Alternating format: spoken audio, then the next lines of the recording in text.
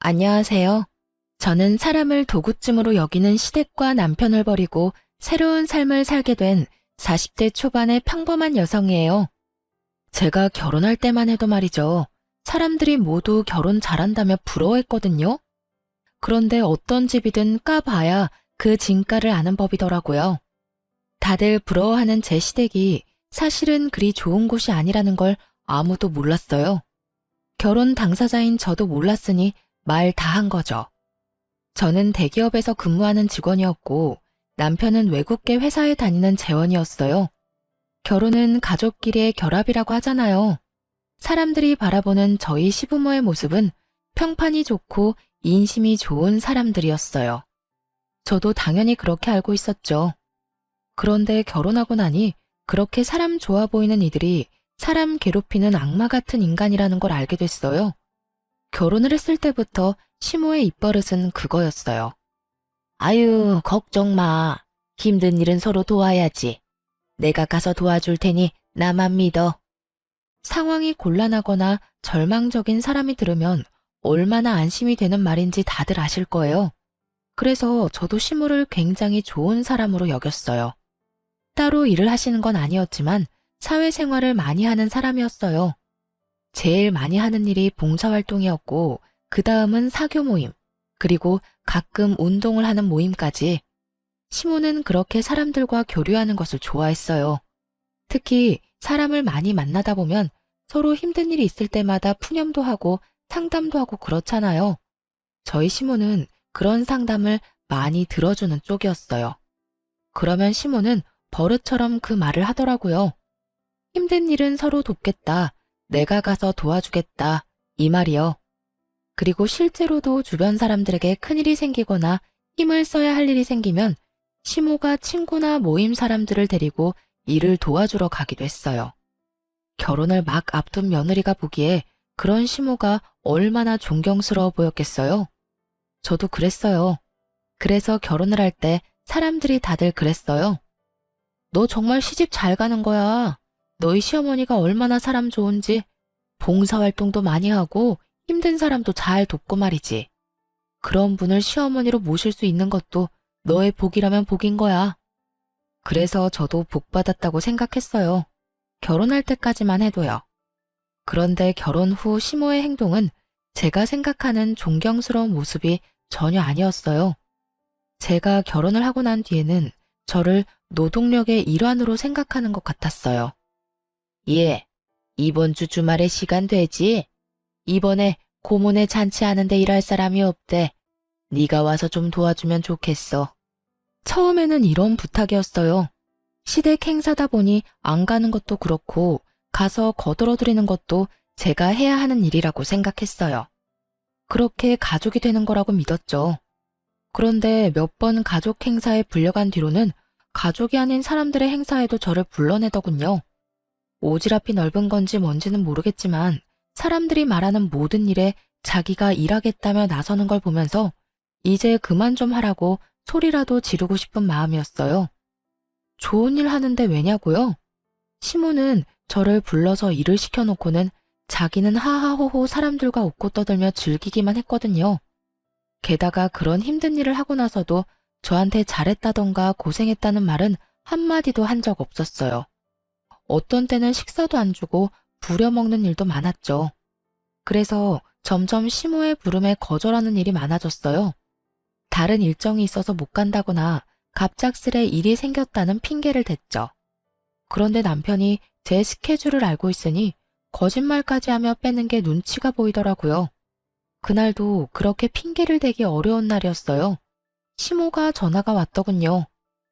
예, 너 이번 주말에 일 없다고 했지? 시간 좀 빼놔라. 아는 사람 집에 도배를 해야 하는데 도배할 사람이 없다잖니. 너랑 내가 가서 도와주고 오자고. 음식을 하거나 청소를 하는 게 아닌 너무도 전문적인 일에 저를 부르기에 저도 조심스레 한마디 했죠. 어머님, 도배는 저희가 가면 안 되는 거 아닐까요? 전문적인 기술이 필요한 일인데 저희가 갔다가 문제라도 생기면. 도배가 무슨 전문직이야? 그냥 붙이면 되는 일이지. 요즘에는 혼자서도 할 수 있도록 잘 나와. 그러니까 빠지지 말고 나와. 알았지? 그런데 그 도배한다는 집은 어느 분이에요? 아, 우리 사돈댁이야. 이번에 이사하면서 인테리어 비용이 너무 많이 나와서 걱정이라지 뭐니. 그래서 내가 가서 도배 정도는 도와준다고 했지. 그거는 붙이기만 하면 되는 거니까. 시모의 사돈댁에 저희 집과 시동생은 해당되지 않을 테고 신우의 시댁에서 부탁한 것 같았어요. 아니, 부탁이라는 말은 맞지 않았죠. 분명히 거기서는 가볍게 이야기했는데 또 시모가 오지랖 부려서 자기가 가겠다고 했을 거예요. 저는 이건 좀 아니라는 생각이 들었어요. 만약 신우의 집이었다면 뭐 우리 시댁 식구니까 나서줄 수도 있겠죠. 망쳐도 신우한테 잘 말하면 신우가 이해라도 해줄 테니까요. 그런데 신우의 시댁이라니 저한테 이보다 더 먼 관계는 있을 수 없었어요. 솔직하게 생판남이잖아요. 거절의 말을 꺼내고 싶었는데 시모가 전화를 탁 끊어버리더군요. 그래서 저는 소파에 늘어져 있는 남편에게 말했어요. 여보, 어머님이 이제는 아가씨 시댁에 도배 장판하는 것까지 도와주러 오래. 이게 맞아? 아니, 사돈이면 뭐든 조심해야 할 건데 그런 전문적인 일에 우리 같은 문외한을 쓰면 분명 문제가 생길 거라고. 그리고 내가 현장직도 아니고 사무직인 사람인데 그런 몸쓰는 일에 데려가서 일이 제대로 굴러갈지도 모르겠고. 그리고 무엇보다 가기 싫어. 당신이 어머님한테 좀 이야기해봐. 벌써 이게 몇 번째야? 주말마다 제대로 못 쉰 지 오래됐다고. 마음을 좀 곱게 써. 우리 엄마가 나쁜 일 같이 하지? 좋은 일이잖아. 누나도 도와주고 서로 돕는 거지.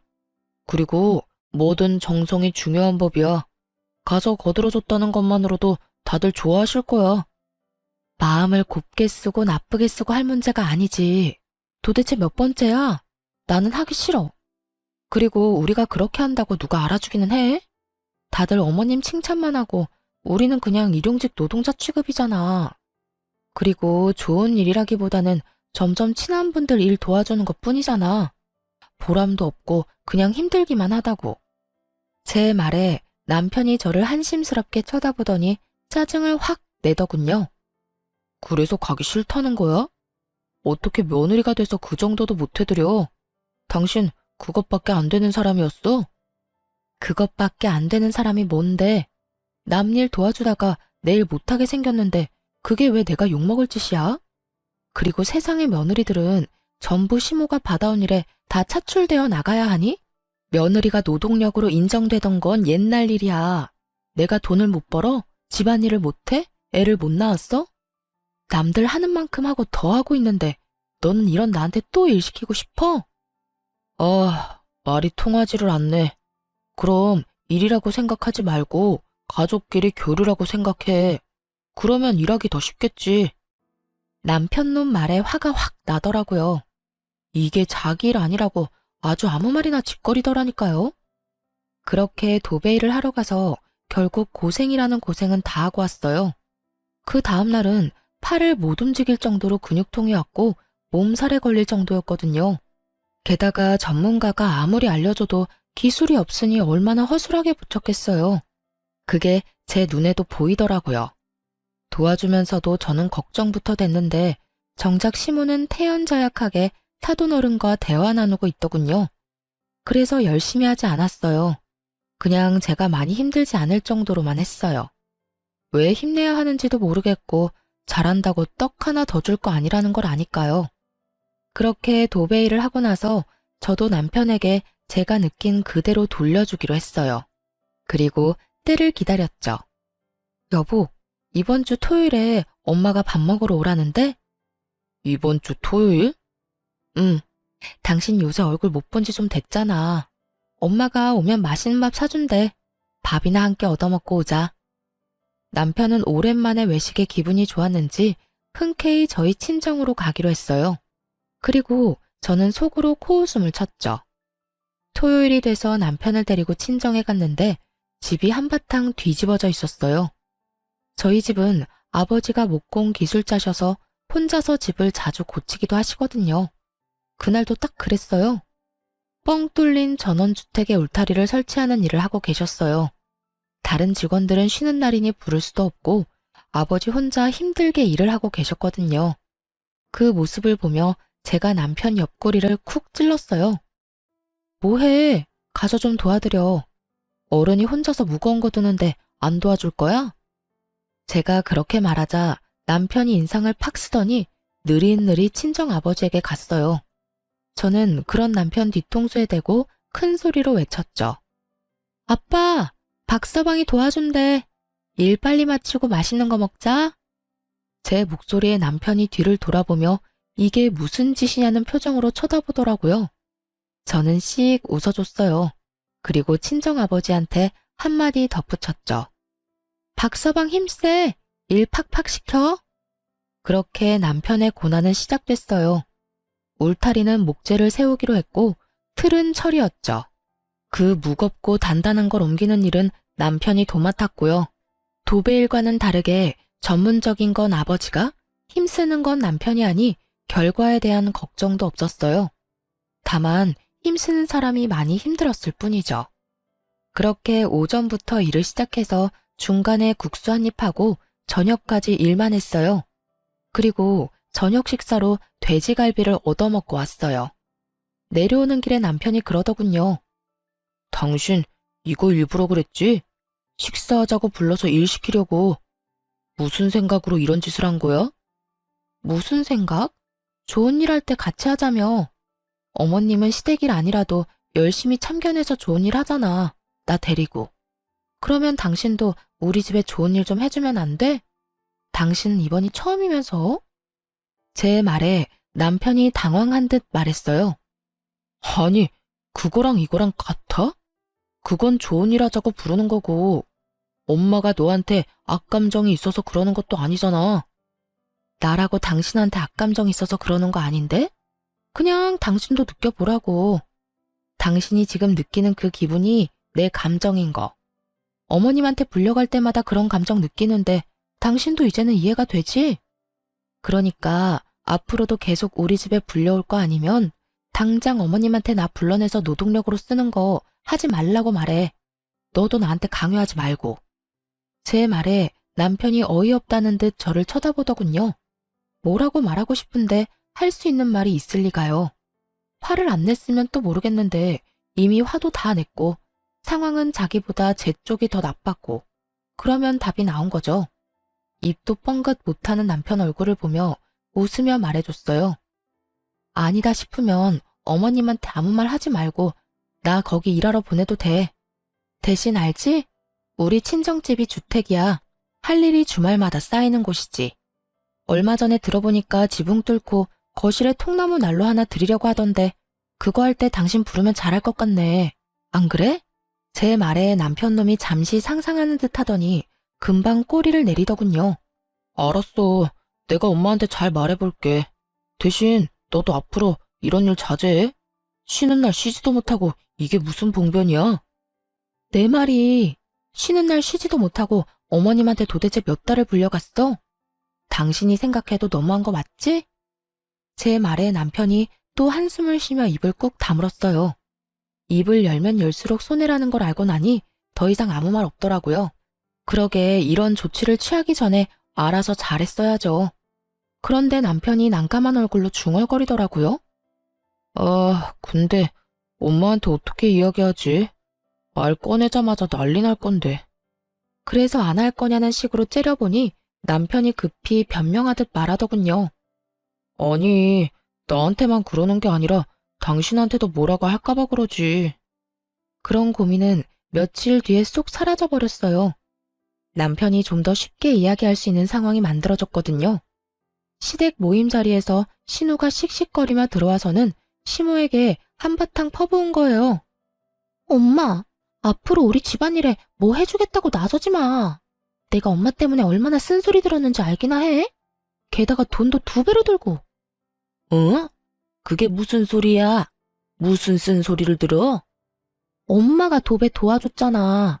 그때 하고 나서 그 방만 도배가 다 울고 풀자국도 보이고 몰딩에 흠집까지 나서 시어머니가 나한테 괜히 사돈댁에 맡겨서 말도 못하고 이게 무슨 일이냐고 하셨어. 아니, 전문가가 하라는 대로 했으면 다 잘 된다며. 그거 그냥 가서 붙이면 그만이라며? 돈 아끼려다가 이게 뭐야? 시모가 저를 돌아보면서 묻더군요. 너 하라는 대로 안 했니? 왜 저런 소리가 나와? 저야말로 황당했어요. 그걸 왜 저한테 묻는지.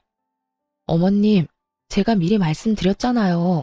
기술자도 아닌데 잘못하면 욕 얻어먹는다고요. 전문 인력도 아니니 문제 생기는 것도 당연하고요. 게다가 도배장판은 이삿짐 들어와 버리면 고치기도 쉽지 않아서 하자가 생기면 제일 번거롭기도 하고요. 상식적인 거죠. 너 일하기 싫어서 일부러 그런 거야? 그런 거면 미리 말해. 엄마, 그만해요. 와이프 사무직이야. 손재주가 그렇게 좋은 사람도 아니고. 그런 사람 불러다가 일 시키는 것도 상식적으로 생각하면 좀 아니지. 그리고 이 사람 생각도 좀 해요. 추궁할 게 아니라. 일해주고 욕 얻어먹는 것만큼 기분 나쁜 일이 어딨어요? 그것도 원해서 한 일도 아니고 시켜서 한 일인데. 뭐? 며느라가, 너도 그렇게 생각하니? 너도 원해서 한 일이 아니라서 열받아? 기분 나빠? 그래서 다 망쳐놨어? 어머님, 일부러 망치려고 한 게 아니라 열심히 했는데도 망한 거예요. 그리고 남한테 인심을 쓰시고 싶으시면 제대로 인심을 쓰셔야죠. 저 같은 초짜 데리고 다니면서 인심 쓰니까 결국 이렇게 문제가 생기는 거잖아요. 그러니까 앞으로는 저 말고 전문가를 데리고 다니세요. 그러면 이런 일도 없을 거예요. 제 말에 시모 얼굴이 부글부글 하더군요. 하지만 틀린 말은 아니었으니 뭐라 말도 못했어요. 게다가 신우가 거기에 확인 사살까지 했거든요. 엄마, 제발 오지랖 좀 부리지 마. 내가 욕먹는 건 어떻게든 참아도 돈 2배로 드는 건 못 참거든? 엄마가 이번에 도배며 장판 다 망하게 만드는 바람에 결국 새 업자 불러서 새로 해야 했어. 짐도 다 옮겨야 했고. 제발 상식적으로 생각하고 행동해. 그렇게 딸과 아들에게 한 소리 듣고서야 시모는 더 이상 저를 불러내지 않았어요. 속 편했죠. 결혼하고 몇 달 만에 편히 쉬는 주말이 이어졌으니까요. 그런데 시모의 문제를 해결했더니 이번에는 시부가 말썽을 피웠어요. 시모는 저를 노동력으로 봤지만 시부는 저를 통장으로 봤거든요. 시부도 시모와 비슷한 사람이었어요. 선심을 쓰고 싶은 사람, 그리고 그걸로 생색을 내며 다른 사람의 존경을 받는 걸 좋아하는 사람. 딱 그런 유형의 사람이었죠.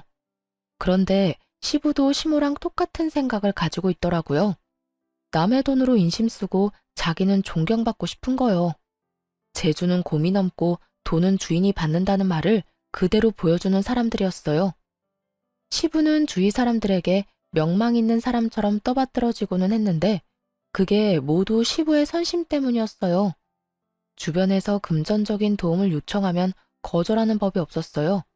무턱대고 도와주겠다고 말부터 꺼내놓고 나중에 남편에게 돈을 빌려달라고 말하곤 했거든요. 남편도 모아놓은 돈이 없으니 매번 저한테 부탁을 하기 일쑤였고 저는 그런 남편에게 꼭 갚아야 한다고 말하고 빌려줬어요. 그래서 저는 솔직한 말로 강 건너 불구경 중이었죠. 돈을 빌려간 건 남편이라고 속 편히 생각했거든요. 그런데 시동생의 결혼을 앞두고 결혼할 여자와 함께 집에 왔을 때 일이 터졌어요. 아버지, 저희 신혼집 보고 있는데 돈이 좀 모자라요. 아버지가 좀 도와주시면 안 될까요? 그래? 얼마 정도 모자라냐?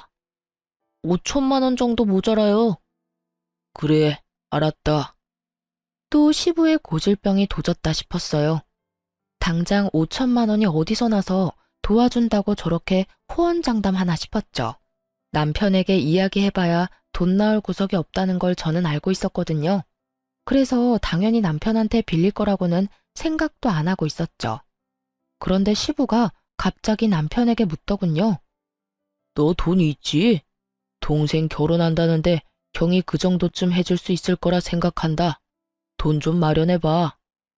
어이가 없었어요. 여태껏 시부가 빌려간 돈만 해도 3천만 원이 넘었어요. 그렇게 저희 돈 가져가서 다른 사람에게 선심 쓰면 갚는 사람은 그 절반도 안 됐죠. 게다가 시부는 빌려준 돈을 돌려받으면 그대로 자기 주머니에 넣어버리기도 했고요. 그런데 또 5천만 원이나 되는 큰 돈을 마련하라고 하니 제가 더 속이 답답해서 한마디 했어요. 아버님, 요새 누가 원하는 대로 집 사서 들어가요. 버는 만큼, 형편만큼 해서 가는 거죠. 저희 결혼할 때는 월세부터 시작한 거 잊으셨어요? 결혼할 때 이야기 꺼내면 화가 나기는 했지만 말을 안 할 수가 없었어요. 우리는 결혼할 때 지원받은 거 하나도 없는데 갑자기 시동생만 지원해주겠다는 것도 열받았고 그 지원조차도 우리 돈에서 빼내가겠다는 것도 열받았죠. 아니, 그럼 애가 곤란하다는데 너희는 형님이 돼서는 아무것도 못 해주겠다는 거냐? 저희가 도와달라고 했을 때 아버님이 그러셨죠? 돈 맡겨놨냐고요. 저희 입장도 그래요. 저희한테 돈 맡겨두신 것도 없으면서 왜 자꾸 돈 내놓으라고 난리세요? 내가 언제 돈 내놓으라고 했어? 동생 도와주라고 했지. 그 말이 그 말이잖아요. 도움을 주고 싶어도 돈이 있어야 도와주죠. 이 사람한테 돈이 있는 줄 아세요? 여태 아버님이 빌려가신 돈도 못 받아서 저희도 허덕이고 있어요. 그런 저희한테 또 돈 마련해서 도련님 도와주라는 건 너무하잖아요. 제 목소리가 커지니 순간 집안이 조용해졌어요. 솔직히 저도 이렇게까지 하고 싶은 마음은 없었지만 필사적이었어요. 지금 이야기하지 않으면 말을 꺼낼 타이밍을 못 찾을 것 같았거든요. 시부가 심기가 불편한 얼굴로 저를 노려보더군요. 그때 갑자기 남편이 나섰어요. 아버지, 돈 마련할게요. 그러니까 그만하세요. 당신도 그만해. 가족들 보는 데서 이러면 당신만 곤란해져. 저야말로 황당했어요. 당신 미쳤어? 당신이 무슨 돈이 있어서 그런 말을 해? 여태껏 당신이 낸 돈도 어마어마해. 거기에 5천만 원이나 되는 목돈도 또 추가할 거야? 그러면 우리는 언제 전세 탈출해? 나중에 집에 가서 이야기해. 남편은 저를 달래서 시댁에서 나왔어요. 시부모들이 저를 날카롭게 째려봤지만 저도 같이 째려봐 줬어요. 집에 돌아와서 제가 남편을 추궁했어요. 당신 도대체 무슨 생각으로 돈 마련하겠다고 한 거야? 당신이 돈이 어디 있어서 여태껏 아버님한테 다 뜯긴 거 아니었어? 저는 남편이 저 몰래 모아놓은 돈이라도 있나 하는 생각을 했어요. 그게 아니면 저렇게 돈 마련해주겠다는 말이 나올 리 없잖아요. 그렇다고 동생네 집을 마련해주려고 우리가 대출을 받을 것도 아니고. 그런데 남편의 생각은 제 상상을 초월하더군요. 당신 얼마 전에 받은 유산 있잖아. 그거 6천만 원 정도 되지 않나? 그걸로 쓰면 되지. 너무 그렇게 열내지 마. 그 이야기에 가라앉았던 화가 순식간에 폭발하고 저도 모르게 쌍욕을 입에 담고 있더군요. 미쳤어? 정신 나갔니? 돌았냐고. 우리 아버지 돌아가시고 받은 유산을 네 동생 집 사는데 보태라고? 왜 이렇게 흥분해? 그럼 그 돈 뒀다 뭐 할 건데? 이참에 동생 좀 도와주면 뭐가 덧나? 와, 너무 어이가 없으니까 말도 안 나오네. 뒀다 뭐 하냐고? 근데 그거 내 돈이잖아. 내 허락은 맞고 약속을 하던지 말던지 해야 할 거 아니야. 어차피 당신 줄 거잖아. 아버지가 해달라는데 그럼 무시할 거야? 그래, 무시할 거야. 내가 그 돈을 왜 줘? 네 돈이야? 나는 절대 못 주니까 이번 일 네가 알아서 처리해. 그리고 내가 당신한테 빌려준 돈들, 그 돈도 다 받아와. 이성적으로 생각해. 지금 당장 그 돈을 어떻게 가져와? 상식적으로 말이 안 되잖아. 그럼 장인어른 죽고 나서 받은 유산으로 시동생 집 사는데 보탠다는 건 상식적으로 말이 되는 이야기야? 생각할수록 열받네. 우리 그냥 이혼할까? 내가 아무리 생각해도 이해가 안 가서 그래. 너는 화가 안 나? 네 돈으로 선심 쓰고 아무도 알아주지도 못하는데 화도 안 나? 그렇게 생각하지 마. 아버지 체면 생각해서 해주는 거잖아. 그리고 내가 해드리고 싶어서 해드리는 건데 그게 뭐가 나빠? 호구도 이런 호구가 없더라고요. 솔직히 이번 건은 선을 넘었다고 생각했고 저도 양보할 생각은 요만큼도 없었어요. 우리 이혼하자. 당신 생각에 내가 따라가지를 못하겠어. 너랑 같이 살면 순식간에 빈털털이 될 것 같으니까 우리 이제 그만하자. 제 이혼 요구에 남편은 아무렇지 않다는 듯 자리에서 일어나며 이야기하더라고요. 당신 지금 너무 흥분했어. 일단 진정하고 다음에 이야기해. 이혼은 무슨 이혼이야, 이런 일로. 명백히 회피하는 반응이었어요. 이혼 안 하고 싶으면 아버님한테 가서 말하고 오라고. 그러나 남편은 아무 말 없이 자리를 떴어요. 제가 그 돈 안 준다고 선언했으니 시부에게 당연히 안 될 것 같다고 말한 줄 알았어요. 그런데 시부가 저만 시댁에 오라고 하더군요. 분명 돈을 못 준다는 남편이 말을 했기 때문에 시부가 저만 부른 거라고 생각했어요. 마음 단단히 먹고 갔는데 시부가 뜬금없는 말을 하더군요. 왜 다들 이렇게 연락이 없어? 막내 집 계약했는데 돈은 어떻게 됐냐? 잔금 치르는 날짜 알려줄 테니 그 전에 돈 붙이거라. 아버님, 그이가 돈 안 된다고 말 안 했어요? 무슨 소리야? 연락이 없어서 당연히 될 거라고 생각하고 있었는데. 설마 이대로 돈 안 줄 참이냐? 그럼 막내 신혼집은 어떻게 할 거야? 이미 계약까지 했는데. 그거야말로 제가 알 바가 아니죠? 계약을 하든 뭘 하든 저는 이미 안 된다고 이야기했으니 남은 건 남편이랑 이야기하세요.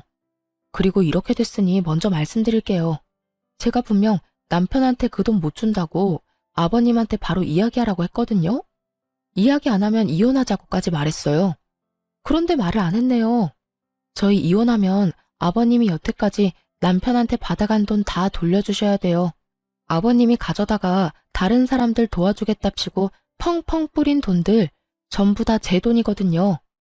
악에 바친 것처럼 말하는 제 말에 시부가 제대로 된 답도 못하고 어리둥절해 하더군요. 그 돈이 왜 네 돈이야?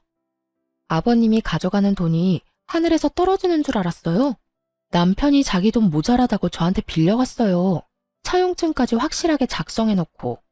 이게 다 무슨 말이야? 그 돈이 우리 아들 돈이 아니라 네 돈이었다고? 네, 차용증까지 쓰고 빌려간 돈이요. 시부가 믿지 못하겠는지 남편에게 전화해서 얼른 시댁으로 오라고 했어요. 남편이 헐레벌떡 뛰어들어오고 시부와 함께 있는 제 얼굴을 보고 살짝 놀라더군요. 그런데 남편이 혼자 온 게 아니라 시동생과 함께 들어왔어요. 형, 진짜 그러는 거 아니야. 해주겠다 해놓고 입 싹 닦는 게 어딨어? 그리고 형수님도 너무한 건 마찬가지예요. 형이 돈 해주겠다고 했는데 왜 안 된다고 퇴짜를 놔요? 형이 벌어서 형이 쓴다는데 형수가 왜 난리냐고요? 돈 있다면서요. 그런데 왜 못 준다는 거예요, 왜? 지금 저한테 어떤 말을 하고 있는지 생각은 하고 입방정 떨고 있어요? 뭐라고요? 돈이 그렇게 필요하면 도련님 부모님 돌아가신 뒤에 그 유산으로 집 사세요. 이렇게 말하면 도련님은 기분이 좋아요? 도련님이 말하는 그 있다는 돈, 제 아버지 돌아가시고 받은 유산이거든요? 친정아버지가 죽고 나서 받은 유산을 제가 왜 도련님한테 써야 하죠? 제 말에 집안에 있는 모두가 꿀먹은 벙어리처럼 아무 말도 못하고 서로 눈치만 보더군요. 그 돈 뒀다 뭐에 쓰냐는 남편보다는 그나마 정상적인 반응이었죠. 여보, 진정해. 왜 여기까지 와서 이래? 나랑 이야기하자니까. 일단 진정하고. 뭘 진정해? 나 당신이랑 이혼하겠다고. 여기 내가 오고 싶어서 온 줄 알아? 아버님이 왜 돈 안 주냐고 잔금 치르는 날까지 돈 붙이라는 말 하려고 날 여기에 부른 거라고. 이 호구호구 상호구야. 나 너랑 결혼 생활 유지할 생각 없으니까 내 몸에 손대지 마. 그래도 이혼이라는 말 쉽게 내뱉지 마. 난 당신이랑 이혼할 생각 없다니까. 그럼 나한테 사과하고 아버님한테 그 돈 못 준다고 이야기하라고 했잖아. 내 말 다 무시하면서 나하고 이혼을 안 하겠다는 심보는 무슨 심보야? 남편이 왜 이혼을 안 하려는 건지 대충 짐작은 갔어요. 이혼을 하려면 저한테 빌린 돈도 다 갚아야 했고 제가 벌 돈이 아까웠던 건지도 모르죠. 어떻게든 떼어내고 싶었던 저는 남편에게 거짓말을 하기로 했어요. 그래, 그럼 이혼하지 말고 같이 살자. 잘 됐네. 안 그래도 나 그 유산 다 쓰고 없거든. 당신이 그 말 했을 때 너무 화나서 명품 가방 비싼 거 해외 직구로 구매해놨어. 오는데 3주 걸린다더라. 그리고 당신한테 속이고 있었는데 나 퇴사까지 했어. 내일부터 일 안 가. 돈 버는 거 없으니까 당신이 이제 나 먹여 살리면 되겠네. 제가 배째라식으로 나오니 이번에는 남편이 눈에 띄게 당황하더군요. 설마 진짜로 퇴사했어? 당신 거기서 받는 연봉이 얼만데 거기를 그만둬. 그리고 명품 가방? 당신 생각이 있는 거야? 그 돈을 다 쓰면 어떡해. 내가 그 돈 안 쓰면 너희 집에 다 뺏기게 생겼는데 안 쓰고 배겨? 나를 여기까지 몰아붙인 게 너야. 내 탓하기 전에 네 행실부터 돌아봐. 내가 이런 미친 짓이라도 안 했으면 어떻게든 우리 아버지 유산 너희 집에 갖다 바치지 못해서 안달이 났겠지. 안 그래? 제 말에 남편이 이마를 짚으며 탄식을 하더군요. 거짓말이지? 퇴사했다는 거 거짓말이지. 내일부터 두 눈으로 확인하면 되겠네. 태연스럽게 말하는 저를 의심의 눈초리로 바라보던 남편이 일단 집에 돌아가자며 저를 데리고 나왔어요. 뒤에서 시부와 시동생이 돈 어떡할 거냐고 소리치자 남편이 꽥 소리를 지르더군요. 지금 상황 심각한 거 안 보여요? 그리고 너 돈 필요하면 대출을 받든지 처갓집 가서 부탁을 하든지 네가 알아서 해. 형한테 기댈 생각하지 말고. 제가 땡전 한 푼 없이 퇴사까지 해서 돈도 못 벌 상태라고 생각했는지 남편 놈은 여태껏 어떻게든 돈 마련해 주려던 자기 동생에게 매우 냉정하게 거절하더군요. 그 모습을 보니 이혼에 대한 마음이 확실하게 섰어요. 이 남자도 자기 부모님이랑 똑같은 인간이구나 싶었거든요. 자기 돈으로는 아무것도 해줄 생각 없고 그저 마누라 버는 돈으로 생색내면서 인심 쓰고 싶은 인간이란 걸 고스란히 보여줬잖아요. 어떻게 하는 짓이 모두 똑같은 건지. 그렇게 집으로 돌아온 저는 남편 몰래 직장에 연락해서 이번 달 말에 사용하기로 했던 리프레시 연차 2주를 내일부터 당장 쓰게 해달라고 부탁했어요. 그렇게 그 다음 날부터 진짜로 회사 출근을 하지 않았어요. 하루 이틀 정도는 연차라도 쓴 거 아닌가 의심하던 남편이 의심을 거둔 날은 연차 쓴 지 3일째 되는 날이었죠. 제가 그날 이력서를 컴퓨터로 작성하고 있었거든요. 그 전날에는 증명사진을 찍고 왔고요. 부지런히 각종 자격증 사본을 준비하고 자기소개서를 작성하는 저를 보더니 남편이 정말 제가 그만뒀다고 확신을 한 모양이었어요. 그날 저녁에 저한테 와서 그러더군요. 당신 진짜 일 그만뒀어? 그러면 퇴직금은? 퇴직금도 다 썼어? 퇴직금 아직 나오려면 멀었지만 그거 나오면 차부터 살 거야. 여태껏 차 없이 다녔잖아. 당신이랑 이혼하고 나면 차라도 있어야 내 맘대로 가고 싶은 곳 갈 수 있을 것 같아서 돈 나오면 바로 살 거야. 제 말에 남편이 머리를 벅벅 긁더군요. 이혼하자고 했지? 그래, 이혼하자. 그게 좋겠어.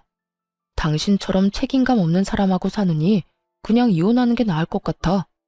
이혼은 협의 이혼할 거지? 협의 이혼 조건만 가능하면 그것도 괜찮지. 어차피 우리 둘 다 돈 없는 거 마찬가지고 전세금은 반반 내서 들어왔으니까 각자 낸 만큼 나눠 가지면 되겠네. 그리고 당신이 나한테 빌려간 돈 3천만 원. 그만큼 당신 몫에서 뺏어줄 거야. 계산 깔끔하지? 제 말에 남편놈이 한숨을 계속 내쉬더라고요. 그거 살면서 시아버지한테 용돈 줬다고 생각하면 안 돼. 굳이 그걸 갚을 필요가 있냐고. 그렇지 않아도 돈 없어 죽겠구만. 솔직히 내가 쓴 돈도 아니잖아. 나는 그저 중간에서 빌려만 줬을 뿐이고. 나도 돈 없는 건 마찬가지야. 그러면 소송하던가. 난 뭘 해도 상관없으니까 당신이 정해. 이혼 소송하면 나는 당신이랑 시댁이 나한테 어떤 짓 저질렀는지 싹 다 이야기할 거야. 증거도 수북히 쌓여있거든. 원하는 대로 해. 지저분하게 굴다가 다 놓칠 건지 줄 거 주고 깔끔하게 헤어질 건지. 웃기지도 않았어요. 마지막까지 저한테 빌린 돈 안 주려고 잔머리 굴리는 놈을 보니 기분이 확 나빠지더군요. 제 말을 듣고 나서 그럴듯하다 싶었는지 합의 이혼을 해주겠다고 하더군요. 그렇게 남편과 저는 이혼을 하게 됐어요. 그런데 정말 열받는 건 남편과 이혼하는 도중에 알게 된 남편의 비상금 통장이었어요. 3천만 원이나 되는 돈을 모아놨으면서 저한테 돈 없다고 빌려달라고 하던 남편놈을 생각하니 속이 부글부글 끓더라고요. 그래서 저도 참지 않았어요.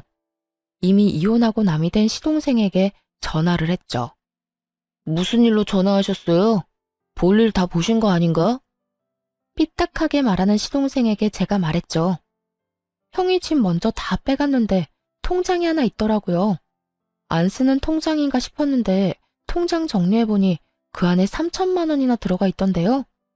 작년에 이미 그 돈 모아놨던데 그쪽 형한테 전해주라고요. 전 그 인간 꼴도 보기 싫거든요. 이만큼 뒷돈 차놓고 동생한테 주기 싫어서 장인어른 유산 탐내는 인간이라니 정이 다 떨어지네요.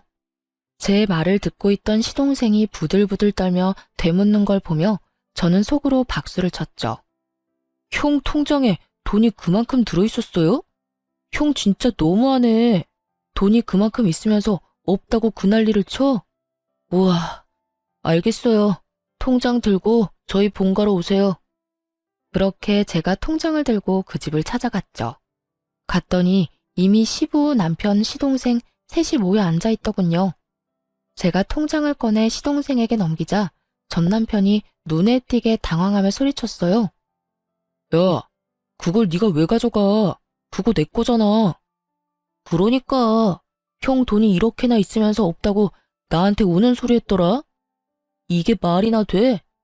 형수 돈으로 나한테 선심 쓰는 건 괜찮고 형 돈으로 나한테 잘해줄 생각은 없었어?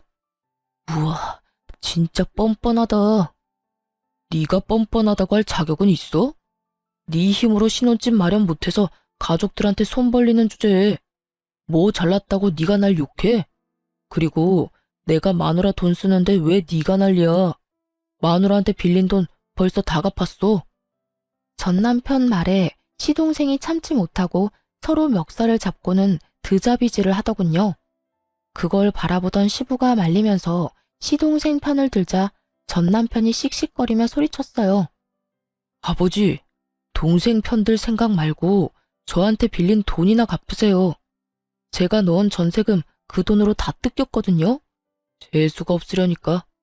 아버지는 뭘 좀 알고 행동하시라고요. 여태까지 돈 펑펑 쓰면서 살았던 게 누구 덕분인데 내가 아니었으면 아버지가 동네에서 그렇게 좋은 사람으로 소문이나 날 수 있었겠냐고요. 시부가 썼던 돈이 자기 돈이라고 생각하는 전 남편을 보니 참으로 웃기지도 않았어요. 저번에 제가 시부가 빌려간 돈 내놓으라고 말할 땐 그것도 이해 못하냐고 어련히 때 되면 주겠지라며 빈정거리기만 하던 전 남편은 자기 돈 뜯기게 생겼으니 아주 빚쟁이처럼 깐깐하게 굴더군요. 그렇게 형제 둘이서 인정사정 없이 싸우더군요. 말려도 소용이 없었어요. 둘 다 뻔뻔하기로는 둘째가라면 서러울 인간들이어서 그런지 그 집구석 내력이 그래서인지는 모르겠지만 뚫린 입이라고 얼마나 말은 잘하던지. 전 남편은 시동생에게 돈 맡겨놨냐며 소리 지르고 시동생은 전 남편에게 한 입으로 두말하는 남자놈이 어딨냐고 화내고 둘이서 지지고 볶고 난리도 아니었죠. 저는 그 두 사람 싸우는 장면을 너무 즐거운 마음으로 구경했어요. 이제 더 이상 저랑 연관도 없는 인간들인데다가 저는 이미 법적인 관계며 돈관계며 싹 다 청산했으니까요. 받을 돈도 줘야 할 돈도 없는 깨끗한 사이였거든요. 가족들끼리 서로 싸우도록 만들어 놓고 저는 편하게 싱글맘 생활을 시작했어요. 혼자서 애를 키우는 건 힘들었지만 그래도 친정 부모님 덕에 버틸 수 있었어요. 그래서 이혼 후 새로운 집도 친정과 가까운 곳으로 옮겼어요. 그렇게 몇 달 동안 싱글 라이프를 만끽하며 지내던 제게 전 시부모의 이야기가 들려온 건 아주 우연한 만남 때문이었어요.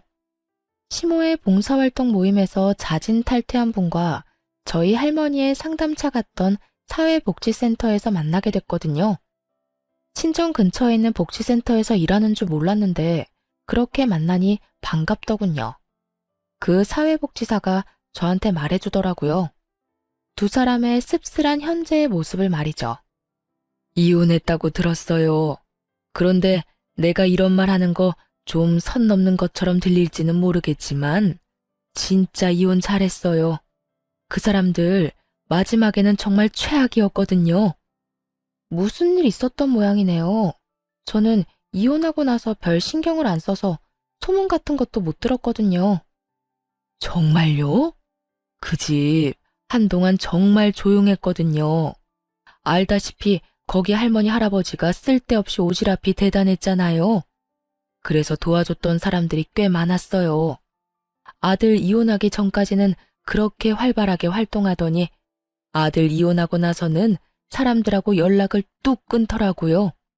집에 안 좋은 일이 있으니 다들 그러려니 했지만 모르는 사람들은 또 모르잖아요.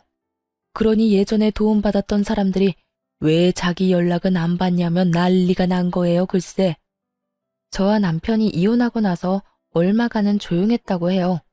그런데 그 두 사람이 다른 사람들의 존경과 관심을 한 몸에 받다가 조용히 살려니 얼마나 좀이 쑤셨겠어요. 그렇지만 그때와는 다르게 지금은 돈 대줄 사람도 없잖아요. 그래서 조용히 있었던 모양인데 주변에서 연락이 그렇게 왔다고 하더라고요. 예전에 시모와 시부가 오지랖으로 도와줬던 사람들에게서요. 그들이 고맙다는 인사를 하러 연락한 게 아니었다고 하더라고요. 또 다른 도움의 손길을 찾아서 시부모에게 연락을 한 거였죠.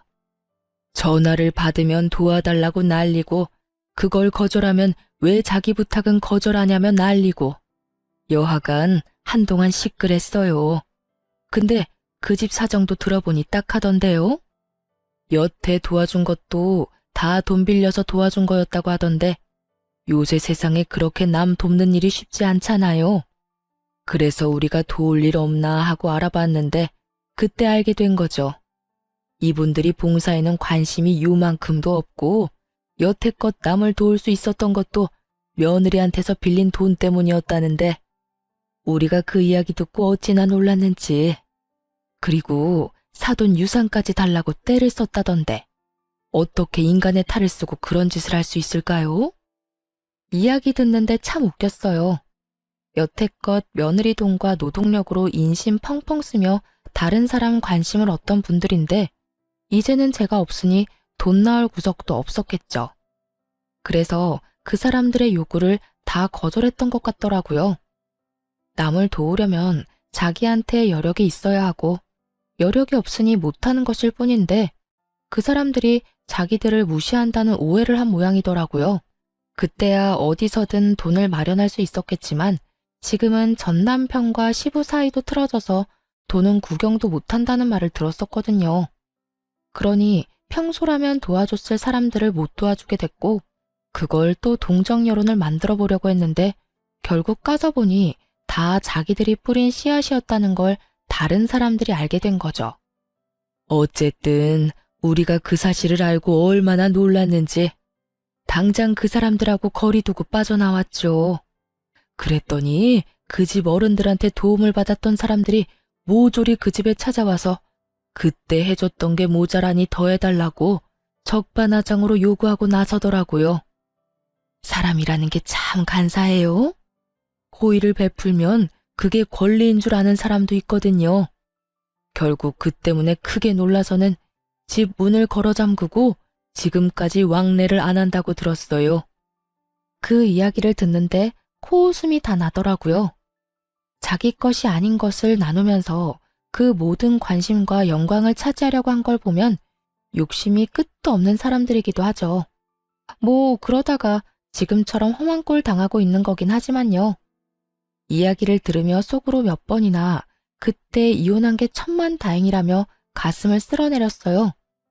만약 제가 더 어리숙한 사람이었다면 지금도 영문도 모른 채 시부와 시모에게 노동력과 돈을 착취당하고 있었을 테니까요. 그 지옥에서 잘 빠져나온 저는 여전히 다니던 대기업에서 일하며 아이를 열심히 키우고 있어요.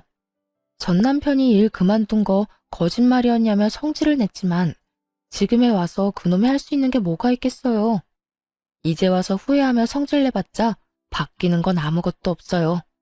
그걸 그놈도 알고 있으니 성질만 내고 말더라고요. 싸움에 진 개가 성질만 내며 돌아가는 꼴을 보니 기분은 나쁘지 않더군요. 여러분, 남들이 부러워하는 삶이라는 게 좋은 것만은 아니에요. 그 이면에는 우리가 생각지 못하는 더러운 면들이 더 많을지도 몰라요. 그러니 결혼은 신중하게 하세요. 너무 잘난 것도 아니고 너무 못난 것도 아닌 어중간한 사람이더라도 평범하기만 하다면야 속 썩이고 살 일 없을 테니까요. 이상 저의 속 터지는 대화 한 장의 연속이었던 결혼 생활에 대해 지금까지 들어주셔서 너무 감사해요. 저는 즐겁게 읽어주셨으면 그걸로 좋아요. 당시에는 고통이었지만 지금은 저에게도 쌤통인 일이거든요. 그럼 오늘도 즐거운 하루 보내세요.